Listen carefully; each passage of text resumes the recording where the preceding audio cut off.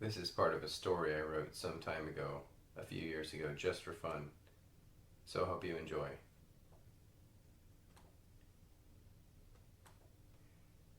Zombie Chronicles, Episode 1. Zombies are unreasonable. Entry 1, June 2nd. 11 after apocalypse. 9:50 a.m. About the only thing we know for sure about the outbreak is where it started. I know you were expecting some kind of plausible, technical explanation, perhaps along the lines of too much fracking or the lack of affordable health care. But I got nothing for you. These are unreasonable times. But I was talking about the outbreak. According to an only recently redeemed Matt Lauer, who by this time is probably either chewed up or looking for someone to chew, it all started on the campus of a certain storied university in the Northeast. A large, loud group of students had been busily shouting down a guest speaker when they were engaged by another large group of students, who started eating them. I assume that the first group found this offensive and made a noble appeal to their principals, but it didn't do them any good. Some zombies will eat anybody. They believe in equality. In the general confusion of those particular times, and of that particular place, onlookers mistook this for some new form of protest, with the result that half the campus was infected before anybody had the temerity to run and hide. A few older professors escaped, but every last administrator got it in the end. I remember which university it was because I had been taking one of their free online lectures, Philosophy of the Mind, so called, the non-problem of consciousness. After laying out the problem of mind-body dualism in sessions 1 and 2, Professor Zigbee had cheerfully explained in session 3 that there was no problem. After all, we can conceive of a zombie executing all of our basic functions without qualia, and therefore there are no qualia. Those were philosophical zombies he was talking about, not the grinders who most certainly enjoy the taste of human flesh. But I digress. He ended his lecture with the insight that we don't really have minds, we only think we do.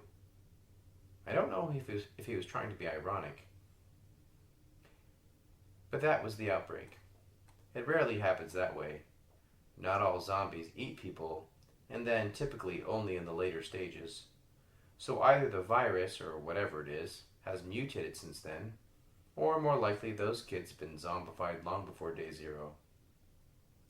Your typical shambler, once infected, goes right on with whatever it was he was doing up to that point. The worst is when they have their phones out. Then you really can't tell, unless they're bleeding. But it only takes a scratch, or a kiss. I should know. In retrospect, there were a lot of signs that something was off, but they were easy to miss. In the weeks after day 0, traffic incidents were up 1,000%, alcohol and tobacco purchases were way down, and episodes of vacant, perfunctory conversations spiked. Okay, that last one's anecdotal, but I'd say it's accurate. I got most of that after the fact, by the way, from my own library research, when the internet was still up. You wouldn't have known these things from watching the news, as the content of the regular outlets seemed largely unaffected. So nobody who could still worry was too worried. I was lucky to be on break and holding a heavy, hardbound copy of the Brothers Karamazov when my colleague, an irritating, polite 20-something with a rather premature beard, asked me in the most inoffensive tones if he could please eat my leg. Well, that copy is now ruined, and damn it if I haven't started that book 3 times and just never got around to finishing it.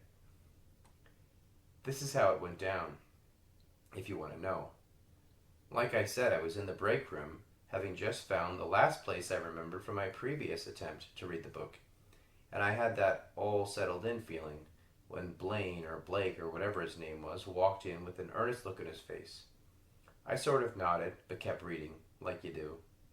I could sort of feel him hovering there, and I was reading the same sentence over and over again, fully expecting him to start making his usual chit-chat about the general direction of this country. He misunderstood my little nod and started chattering. Ah, the brothers K. Oh, you've read it? I asked.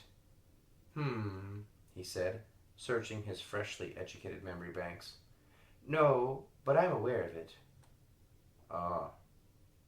I was also aware of it, but not as much as I wanted to be, with Sport standing there.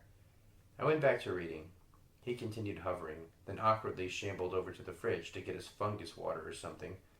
I managed to make it another full paragraph before he materialized again, this time rather close to me at the lunch table.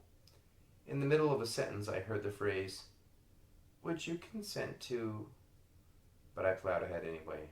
It was useless. I couldn't understand a damn thing I was reading with him lurking there. I tried anyway. "Would you consent to me having a little taste of—" He mumbled the last word. I wasn't eating anything at the time, so this got my attention. I sure wasn't interested in fungus juice, that I can tell you. Pardon me, what did you say? Oh, sorry, did I offend you? No. I'm just trying to read, that's all. Oh, great.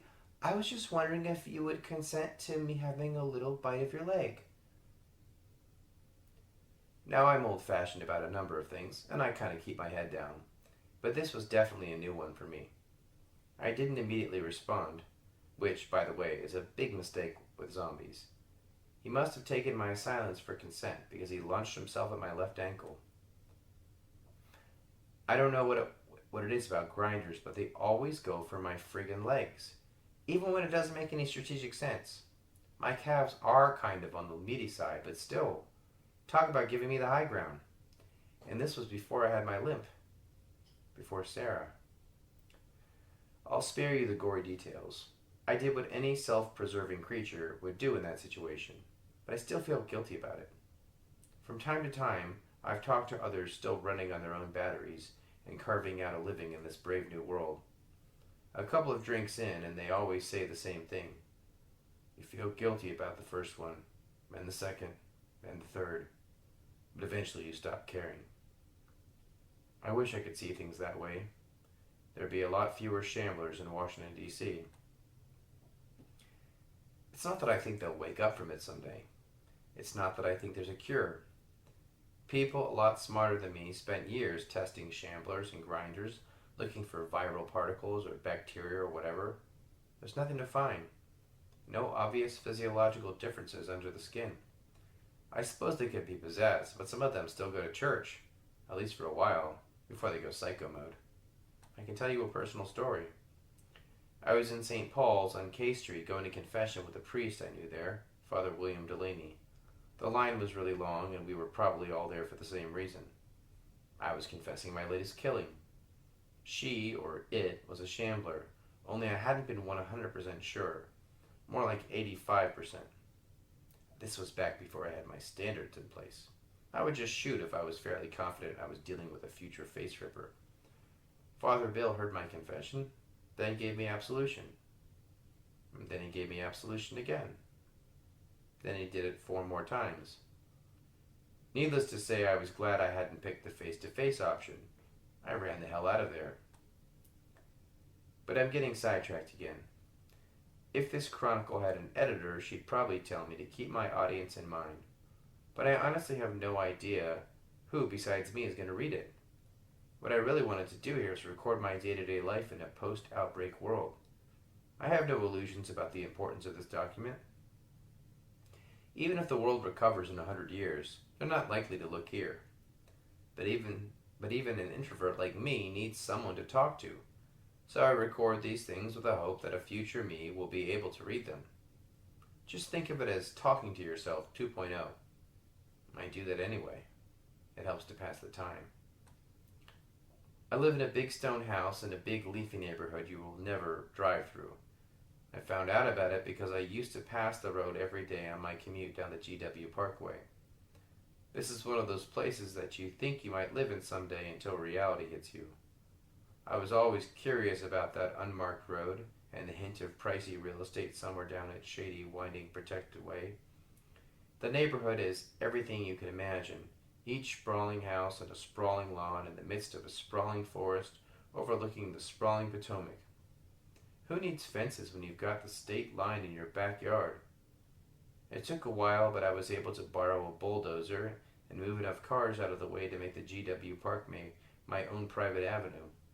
It cuts down on the commute. Why do I commute? Well, there's the obvious need to get supplies. I have enough generators, enough gasoline, and enough refrigerant here to keep myself kicking for as long as I live. I've turned the guest house, which is bigger than your house, into a permanent freezer refrigerator, but it took a while to stock it. I know there are survivalist types out there who shoot deer and live off the land, but I think that's a friggin' waste of time. A lot of people got killed that way in the early days trying to build their own stuff like they'd seen in the movies. It just makes you a sitting duck, because unlike the movies, your average modern man can't flip through a book on engines and stop by the hardware store and build Alcatraz or whatever in his spare time. I just steal stuff. I know my limits. So I don't need a lot of things at this point, but I do have a hobby. I suppose it's a dangerous hobby, but it gives me a reason to get out of the house. I like to go places I'm not allowed. I started out with the juicy locations, the White House and the tunnels underneath, and yes, there are lots of them. Then I hit the U.S. Capitol, the Hoover Building, and just to be snarky, the Federal Reserve. Naturally, there wasn't much to find in the Federal Reserve. Anyway, I took a number of unguided tours in the Smithsonian's and spent weeks milling around in underground storerooms amid old displays. I wanted the Hope Diamond, but somebody had cleaned out all the jewelry before I got there. Eventually the buzz wore off, and I moved on to the many beautiful stone buildings with names on brass plates outside, and functions long forgotten. Then it was on to private residences. I like walking through old homes, sifting through their stuff, and trying to reconstruct their lives from what I find in the rooms. Maybe that's a bit creepy, but it serves some practical purposes. It helps with the loneliness, for one. It helps me keep tabs on the shamblers and take out any grinders I come across. And there's a few non-food items I do need. Ammo is always useful, though you'd only discharge a weapon if you were ready to make a quick getaway. The gunfire attracts grinders like a bloody steak in the water. I use a crossbow, a center mass snipe 360 with reusable carbon bolts. It gets the job done well enough, and it's silent as a grave. Makes me less dependent on ammo too. And I always need meds. Cough suppressant isn't hard to find, but there's my ankle. Expensive homes often mean established wealth, which often equals older people, which means painkillers in the medicine cabinet. I take them at night so I can sleep, and try to make them last, but the pain gets worse every year. What I really need today when I go out is a new hazmat suit. When the internet was up, you could order one of these from Amazon and have it on your doorstep in 2 days. But I wouldn't trust my life to what they have at the hardware stores. That's fine for paint or asbestos, but if you run into grinders, you need to move fast, and you're gonna get splattered, and you're gonna get splattered when you take the head off. There's just no clean way to do a decapitation, believe me. The smallest chink in your armor, the smallest nick on your skin is an entry point. And I hate throwing stuff away. So it's off to Frederick, Maryland, the only place that I know I can find a good selection of hazmat suits. I don't want the big A-class suits for Ebola because those would constrict my movement. But U.S. Armored is at Fort Detrick, and they're likely to have a few chemical warfare get-ups.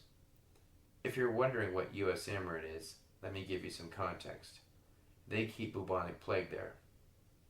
It was also the source of all the anthrax for the terrorist attacks on journalists that happened right after 9/11. Yeah, I know, you forgot about that one. I'll be taking the Patriot there, not for any sentimental or ironic reason, but because I don't know how much drivable highway I'm going to find between Virginia and Frederick, and I'll need the gas mileage. I don't usually stray that far from home. I've got no safe houses and no contacts out there, and I'm a bit nervous. If there are no more entries in this journal, you'll know why. Time to go. I'll definitely be bringing Ace. To be continued.